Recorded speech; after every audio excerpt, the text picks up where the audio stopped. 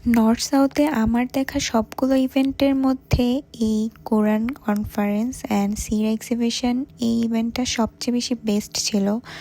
যারা এই ইভেন্টটাকে অর্গানাইজ করেছে তাদেরকে হ্যাটস অফ, কেননা বাংলাদেশের প্রাইভেট ইউনিভার্সিটিগুলোর মধ্যে north south university first time এই টাইপের একটা ইভেন্ট করেছে।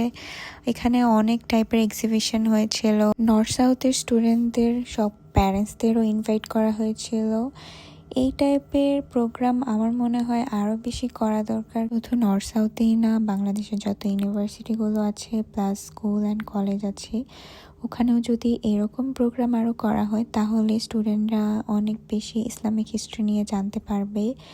আর বলা যায় যে ইভেন্টে মিজানুর রহমান আজহারি, শেখ আবদুল্লাহ, গণ্যমান্য আরও অনেকেই এসেছিলেন। তারা অ্যাকচুয়ালি নর্থ সাউথকে কিছু শিখিয়ে যেতে পেরেছেন। এটাই নর্থ সাউথের মেইন মোটিভ ছিল বলা